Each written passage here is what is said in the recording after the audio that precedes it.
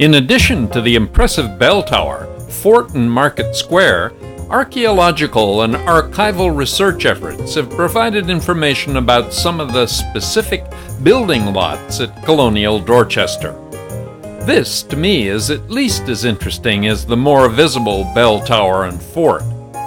Here you see lots number 17 and number 18, owned during Dorchester's heyday by 4 generations of the Izard family, a prominent South Carolina family with extensive properties in other parts of the Low Country.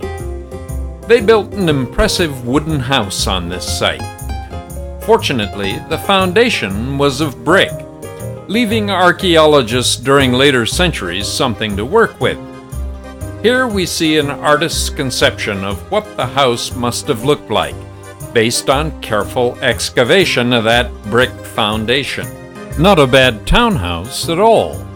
In addition to its church, fort, and various residences, mid-18th century Dorchester also had its industrial center, the site of which archivists and archaeologists have discovered and explored. Look up in the northeast corner of the town, not far from the present-day main gate, on lots 74 through 79. That's a good-sized piece of in-town property. Here, the Van Velsen and Rosham families maintained carpentry and shoemaking shops, as well as Dorchester's tannery, all essential products for any town in an 18th century English colony. I've seen no mention of it, but could it be that Van Velsen was asked to locate his tannery as far from the center of town as possible due to the smell? Modern-day paper mills don't hold a candle to even small tanneries when it comes to offensive odors, though the leather they produced was essential for their community. Lot number 8 illustrates the socioeconomic changes Colonial Dorchester experienced during the half-decade since its founding. I haven't found any specific information on the cost of land in Dorchester, but lot number 8 must have been one of the most valuable in town, since, as we can see here, it bordered the river on one side and the market square on the other.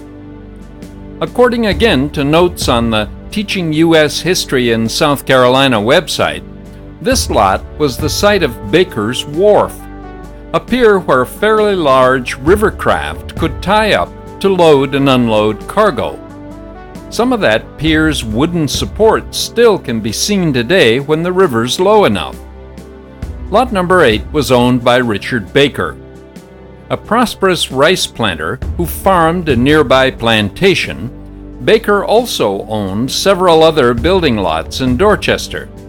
He built a large warehouse on this property, as well as a regular house and kitchen building. The occupying British and subsequent generations of scavengers have done their damage to the original buildings. But, given the commercial significance of this property over the decades of the 18th century, there must be more here for trained archaeologists to discover. Finally, let's take a look at lot number 11. It and number 12 just to the west must also have been prime Dorchester properties, with plenty of commercial potential. On the south side of Market Square and with direct access to the Ashley River.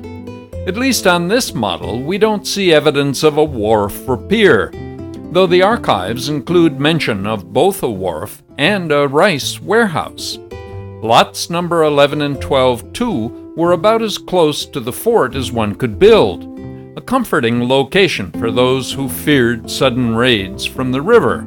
Lot number 11 here was bought by John Jure Sr. in 1764, a wealthy South Carolinian who owned a nearby rice plantation. Prior to Jure's purchase, lot number 11 had several owners, sometimes in combination with adjoining lot number 12.